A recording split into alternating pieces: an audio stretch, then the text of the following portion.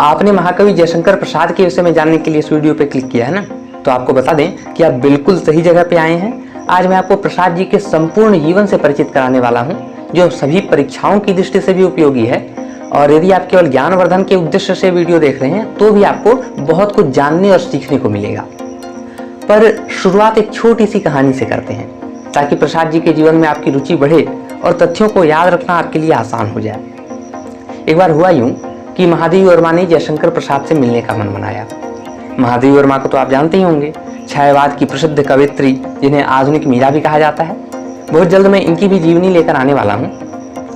हाँ, तो मजे की बात यह थी कि न तो महादेवी वर्मा ने आज तक जयशंकर प्रसाद को देखा था और न ही प्रसाद जी ने महादेवी को। उस समय सोशल मीडिया का तो जमाना था नहीं कि प्रसाद जी रोज फेसबुक पर अपनी डीपी अपडेट करते और महादेवी जी तथा प्रसाद जी में व्हाट्सएप पर चैटिंग होती। उस समय तो बस कविताओं के माध्यम से ही कवि एक दूसरे से परिचित होते थे। उस दिन महादेवी जी भागलपुर से प्रयाग जा रही थी, तो उन्होंने सोचा कि क्यों न बीच में कुछ देर बनारस में रुककर युग के सबसे बड़े महाकवि से भेंट कर ली जाए। उन्हें लगा था कि जयशंकर प्रसाद इतने बड़े कवि हैं, पूरे भारत में उनकी चर्चा है, तो बनारस का तो बच्चा बच्चा उन्हें जानता ही होगा। यही सोचकर उन्होंने एक दो तांगे वालों से प्रसाद जी का पता पूछा, पर उन्हें कोई सटीक उत्तर नहीं मिला। अंत में उन्होंने निराश होकर इलाहाबाद लौट जाने का निर्णय लिया। पर तभी एक तांगे वाले ने आकर पूछा कि सुन्नी साहू के घर जाना है क्या। महादेवी को यह नाम थोड़ा अजीब लगा। फिर उन्होंने सोचा कि कोई साहूकार जी होंगे जो तंबाकू वगैरह सूंघते होंगे। अंत में उन्होंने तांगे वाले से ही पूछ लिया कि ये सुन्नी साहू करते क्या हैं। तब पता चला कि खैनी बेचते हैं। अब महादेवी जी को आ गया गुस्सा। उन्होंने कहा कि मुझे किसी तंबाकू व्यापारी से नहीं मिलना, जिनसे मिलना था वे बहुत बड़े कवि हैं, कविताएं लिखा करते हैं। अब तांगे वाले ने भी दुगने गर्व के साथ कहा, हमारे सुन्नी साहू भी बड़े बड़े कवित्र रचते हैं। तब महादेवी जी को लगा कि तांगे वाला न सही पर सुन्नी साहू जरूर जयशंकर प्रसाद को जानते होंगे। इसी आशा के साथ वे सुन्नी साहू से मिलने पहुंच गई। और जब दोनों की भेंट हुई तब जाकर पता चला कि जयशंकर प्रसाद का घराना ही सुन्नी साहू के नाम से जाना जाता है। तो जयशंकर प्रसाद एक ऐसे महाकवि थे जिन्होंने तंबाकू और जर्दे का व्यापार तो किया, पर कभी भी कविता का व्यापार नहीं किया। चलिए अब प्रसाद जी के प्रारंभिक जीवन से शुरुआत करते हैं। बनारस की उर्वर भूमि तो श्रेष्ठ साहित्यकारों की नित नई पौध उत्पन्न करती ही रहती है। कबीर, रैदास, भारतेंदु, प्रेमचंद, बेढ़ब बनारसी, धूमिल आदि महान साहित्यकारों को बनारस की मिट्टी ने ही तो गढ़ा है। उसी शंकर की नगरी काशी में 30 जनवरी 1889 में जन्मे बालक को माता मुन्नी देवी और पिता बाबू देवी प्रसाद ने जयशंकर नाम दिया। प्रसाद जी के पितामह अर्थात दादाजी के जमाने से उनका परिवार सुरती और जर्दे के व्यापार में संलग्न था, पर उनके यहाँ साहित्यकारों को खूब सम्मान मिलता था। कहा जाता है कि बचपन में जयशंकर प्रसाद का नाम झारखंडी था। प्रसाद जी का एक तीसरा नाम भी था जो परीक्षाओं में अक्सर पूछ लिया जाता है। उसकी चर्चा मैं थोड़ी देर में करूंगा, पर अभी जानते हैं कि प्रसाद जी की शिक्षा दीक्षा कैसे हुई। आपको जानकर आश्चर्य होगा कि जयशंकर प्रसाद मात्र 7वीं कक्षा तक ही पढ़े थे, लेकिन मेरा विश्वास है कि आप में से अधिकांश लोग जो ये वीडियो देख रहे होंगे वे स्नातक या प्रास्नातक अर्थात बीए या एमए स्तर के विद्यार्थी होंगे। और न जाने कितने लोगों ने 7वीं पास जयशंकर प्रसाद की रचनाओं पर रिसर्च करके पीएचडी तक की उपाधि प्राप्त कर ली। इससे यह बात सिद्ध होती है कि ज्ञान कभी भी डिग्रियों का मोहताज नहीं होता। प्रसाद जी की प्रारंभिक शिक्षा घर पर ही हुई थी। फिर आगे की पढ़ाई के लिए उन्हें काशी के क्वींस कॉलेज में भेज दिया गया। वही क्वींस कॉलेज जहां कवि भारतेंदु का भी नामांकन कराया गया था। अभी जयशंकर प्रसाद 7वीं कक्षा में ही थे कि विधाता ने बड़ी निष्ठुरता से उनके भाग्य में लिखे पितृ स्नेह को मिटा दिया।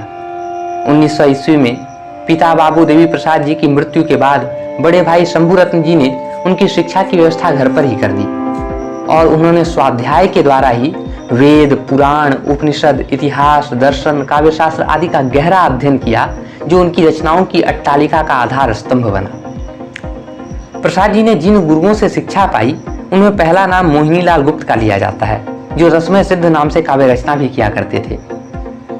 और प्रसाद जी ने 9 वर्ष की अवस्था में ही पहला सवैया रचकर मोहिनीलाल गुप्त को ही सुनाया था। गुप्त जी के अलावा उन्होंने गोपाल बाबा, दीनबंधु ब्रह्मचारी और हरिहर महाराज जैसे गुरुओं का भी सानिध्य प्राप्त किया। बनारस हिंदू विश्वविद्यालय में संस्कृत के शिक्षक महामहोपाध्याय पंडित देवी प्रसाद शुक्ल उनके काव्य गुरु थे।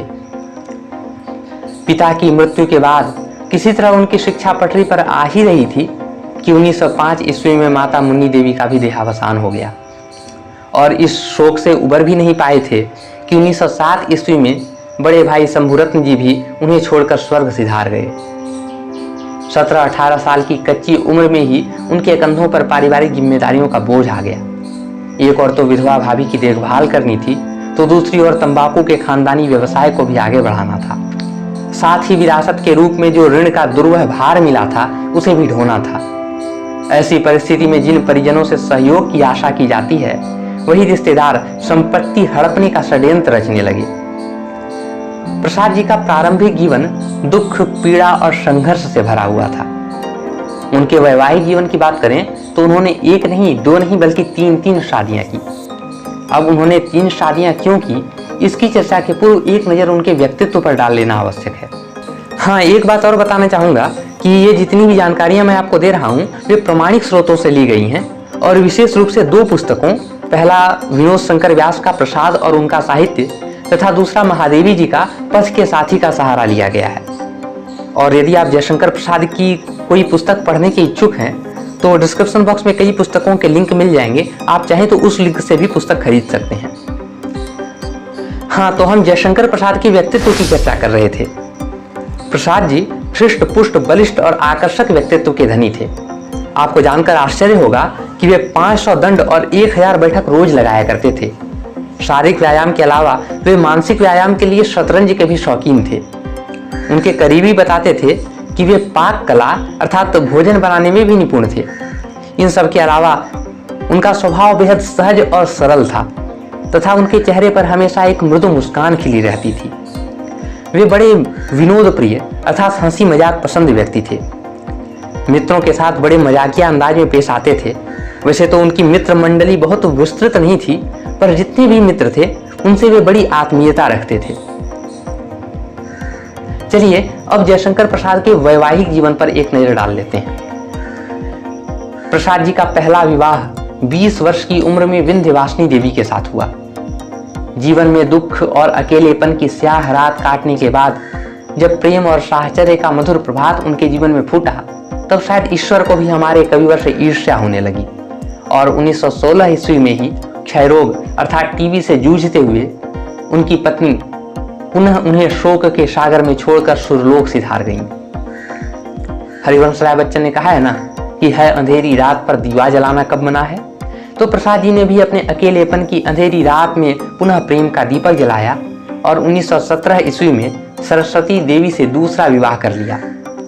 पर उसी क्षय रोग की आंधी ने इस दीपक को भी बुझा दिया और प्रसाद जी का जीवन पुनः अंधकार में हो गया। दूसरी पत्नी की मृत्यु के बाद उन्होंने पुनः विवाह न करने का निर्णय ले लिया, पर करीबी मित्रों के आग्रह पर और विशेषकर भाभी के बहुत जोर देने पर 1921 ईस्वी में वे तीसरी बार कमला देवी के साथ दाम्पत्य बंधन में बंधे। कमला देवी से ही उन्हें एकमात्र पुत्र रत्न शंकर की प्राप्ति हुई। प्रसाद जी की रचनाओं की चर्चा के बिना तो उनकी जीवनी अधूरी ही है। आज हम उनकी रचनाओं, उनकी कविताओं को जितना सम्मान देते हैं, पर बचपन में उन्हीं कविताओं के कारण उन्हें डांट भी खानी पड़ी थी। पिता की मृत्यु के बाद कभी कभी प्रसाद जी को दुकान पर भी बैठना पड़ता था और वहां बैठे बैठे वे दुकान के बही खातों के पिछले भाग में कविताएं बनाया करते थे। एक बार जब बड़े भाई शंभुरत्न जी की नजर उन कविताओं पर पड़ी तो उन्होंने प्रसाद जी को बहुत डांट पिलाई और आगे से कविताई न करने की हिदायत दे दी गई। पर प्रसाद जी के अंदर का कवि कहाँ हार मानने वाला था। उन्होंने छिप छिपाकर लिखना जारी रखा और आसपास की पत्रिकाओं में कविताएं भेजते रहे।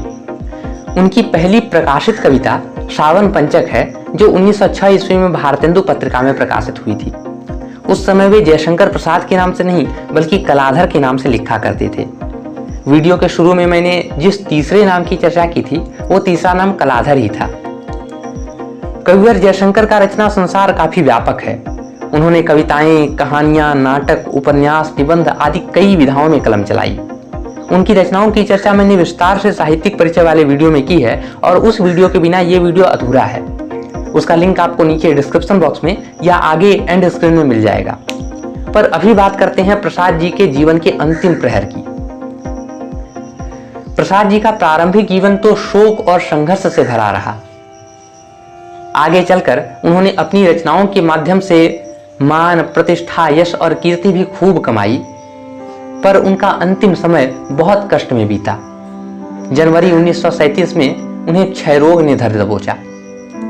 रोग से संघर्ष करते करते उनका बलिष्ठ शरीर सूख कर कांटा हो गया और अंत में 15 नवंबर 1937 ईस्वी को मात्र 48 वर्ष की आयु में मां हिंदी का यह लाडला पंच तत्व के शरीर को त्याग कर परम तत्व में विलीन हो गया। वैसे यह कहना तो सरासर गलत होगा कि प्रसाद जी की मृत्यु हो गई, क्योंकि अपनी महान रचनाओं के रूप में वे आज भी अमर हैं। और यदि प्रसाद जी को अच्छी तरह समझना हो तो उनकी रचनाओं को जानना आवश्यक है। प्रसाद जी की रचनाओं को जानने के लिए साहित्यिक परिचय वाला वीडियो जरूर देखें। और यदि दिनकर, प्रेमचंद, भारतेंदु, तुलसीदास आदि महान साहित्यकारों की जीवनी देखनी हो तो बाईं वाली प्लेलिस्ट पर जाएं। वीडियो पसंद आया हो तो लाइक और कमेंट के माध्यम से बताएं, ताकि मैं आपके लिए ऐसे ही वीडियो लाता रहूं। और यदि चैनल काम का लगे तो सब्सक्राइब जरूर करें। मिलते हैं बहुत जल्द अगले वीडियो में।